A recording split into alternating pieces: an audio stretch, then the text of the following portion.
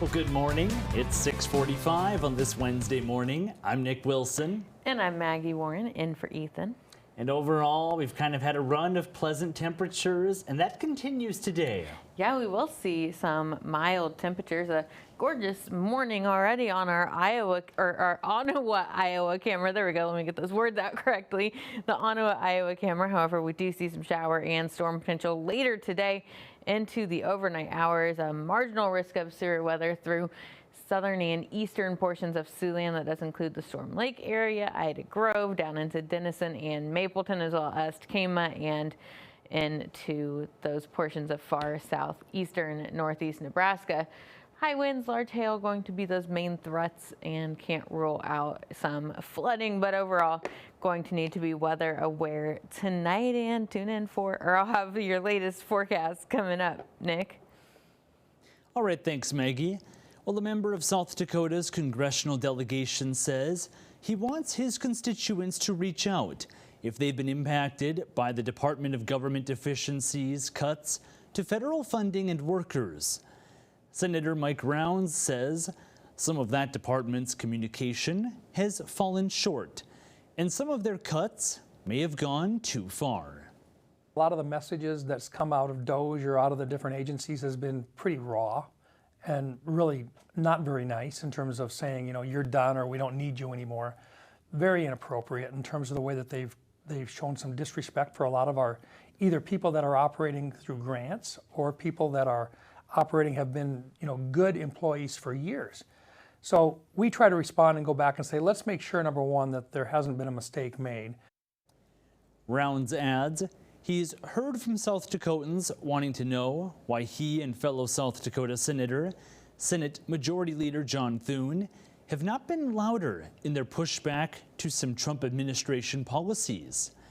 He says he believes he can get better results for his state by working quietly behind the scenes. Well, meanwhile, South Dakota Representative Dusty Johnson expressed fears that high tariffs could impact tourism in the Rushmore state. While Johnson says he supports the use of tariffs as a tool, he doesn't think high tariffs are a good strategy long term. He adds he's also had to push back against some of the cuts to federal funding coming from the Trump administration. There certainly have been some DOGE cuts where I've said, Mr. President, I'm not sure that's exactly what you want to get done. For instance, early on in the administration, they froze a lot of conservation funding and funding to producers. We managed to get that released and back out the door.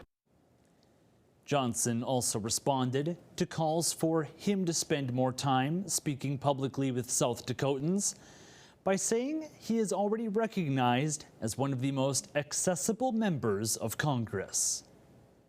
Well, back in the metro, a South Sioux City event center is playing host to a canine convention this week. The Vila Club of America is holding its national specialty and companion events at the Marriott Riverfront this week. Around 300 dogs from across the U.S. and beyond are taking part in competitions in categories like obedience, agility, and showmanship. Organizers say there's a few reasons why they decided to hold this year's event here in Siouxland. We currently rotate between different areas. And this year is our central division. A couple years ago we started looking for a spot that is easy for people to get to because they're coming from both coasts. You guys have great restaurants around here, great hospitality, so it just really puts everything together. Great spot to work with. The show is open to the public and runs through Saturday, when the winner of Best in Breed will be announced. Well, speaking of dogs, it's time we meet today's Stray of the Day, and it's Still Waiting Wednesday. Every Wednesday we feature a pet at Sioux City Animal Adoption and Rescue who's been waiting quite some time to find a forever home. That's right, and this is Ruby, a 9 to 12-month-old female mixed breed puppy. She was originally adopted from the shelter as a tiny puppy, but had to be returned due to no fault of her own. The rescue says she's still a little girl who needs some training, but she's smart, friendly, and ready to learn. Ruby is available for adoption now.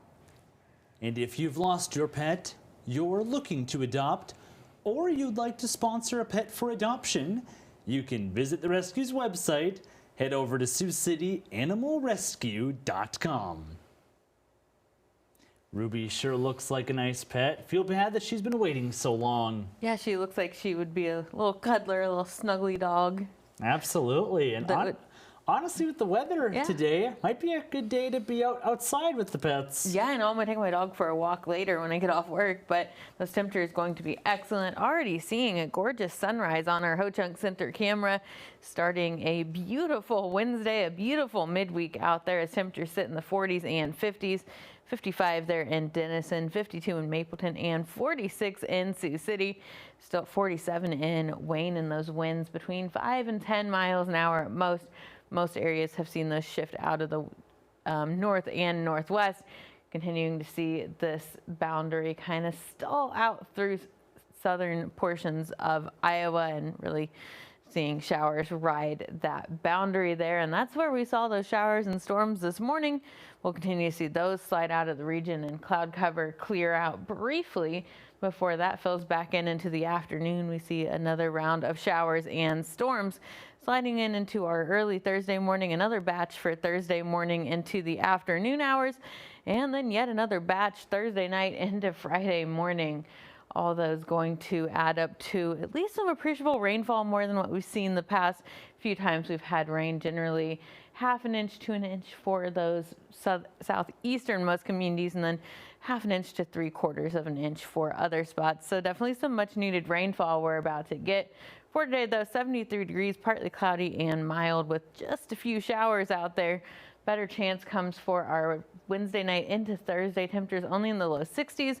Warming though into the second half of that extended forecast, even into those low 80s for Monday.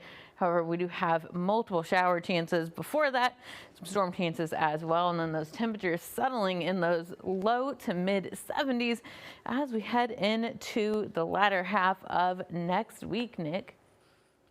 All right, thanks, Maggie. Now we turn to sports. The Drake Relays are officially underway over in Des Moines.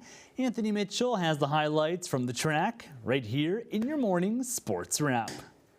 Good morning, Siouxland. For the first time in over 4 years, Sioux City native Shelby Houlihan is back competing in her home state, taking part in the Grand Blue Mile to kick off the outdoor track season with hopes of locking up a top 2 spot that comes with an auto bid to represent Team USA at the World Championships later this year. But it certainly will not be an easy task for Houlihan. Also in the mix, fellow Olympian and Iowa native Krisha Schweizer, part of a packed field in search of a chance to represent the United States. Great start from the pair to lead the bunch at the halfway mark, but Chrissy Gear turns on another gear. The 25-year-old wins in a record time of 4 minutes and 24 seconds. Schweizer second at 4:25. Houlihan fourth at 4:26. The top 5 finishers all broke the Grand Blue Mile record. A great race, especially one that holds even more value for Shelby Houlihan.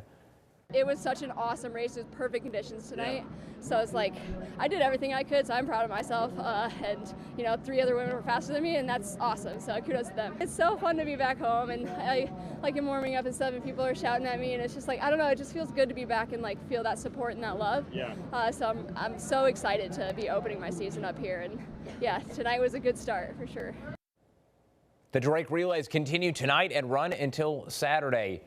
Last night, certainly a busy night of high school soccer in the Sioux City Metro, including a rivalry battle here at East Middle School, where the Black Raiders of East High aim to knock off Bishop Heelan, who entered the week as the top-ranked team in Class 2A. Crusaders 5-0 on the year, wasting no time trying to get to 6-0 here. Chris Pena pulling out the moves, going low on the keeper to get the visitors on the board quickly in just the 5th minute. East High defense, though, big-time stop here from the Black Raiders keeper, Ali Keat Lee there for a pair of stops. Crusaders reload on offense, but guess what? It's turned again once again here by the East High defense. Can't get past him there. Impressive sequence there from the junior keeper. Crusaders, though, getting it right back. Sergio Mijangos off the corner header.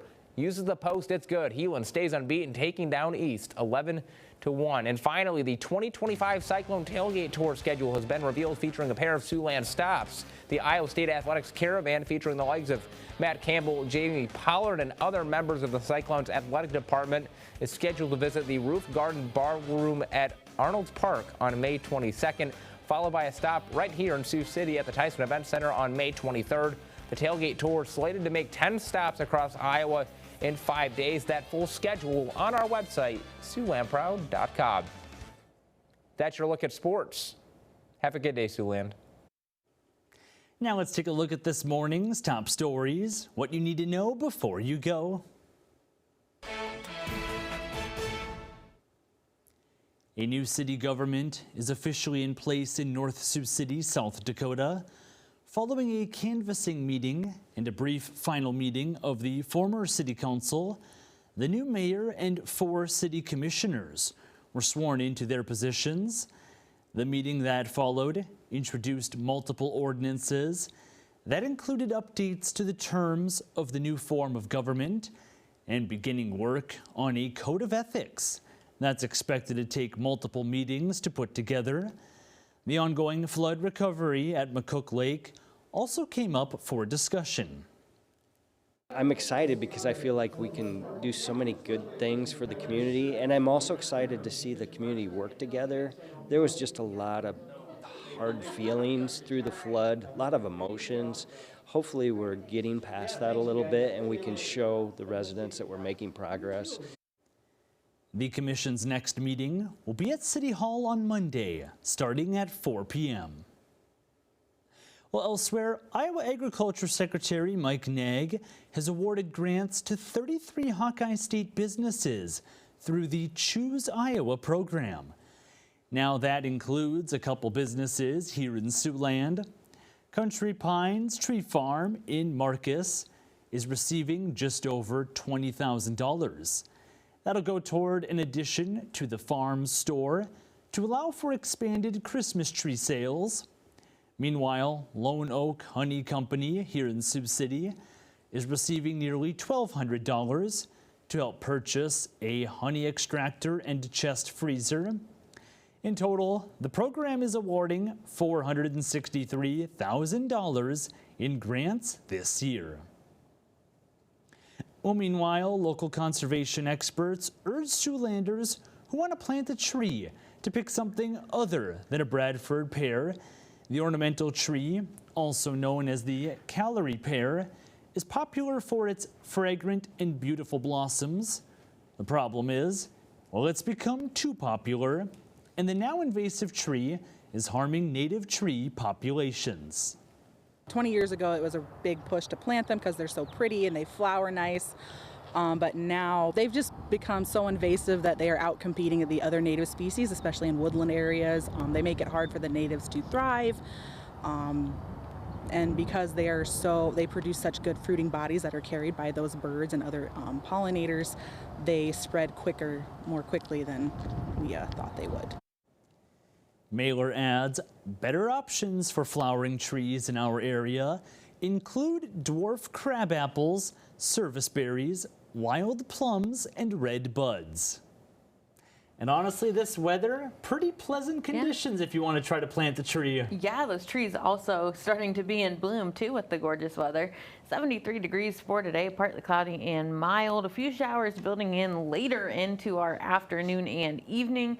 Most of those coming for Wednesday night into our Thursday morning. That best chance of some more widespread rain, some more appreciable rainfall totals coming for our Thursday. Then we see those taper off for Friday and Saturday, ramping up again by our Sunday and into Monday as those temperatures are kind of in fluctuation through the next several days. 61 for Thursday, 66 for Friday, and then back into the 70s, even low 80s heading into next week, and then drier and a bit more settled for the last half of the 909 forecast. Yeah, those temperatures kind of all over the place for the next several days. Yeah. But either way, I mean, it'll be nice to get out and enjoy the conditions. Well, thanks for watching. Have a great rest of your day.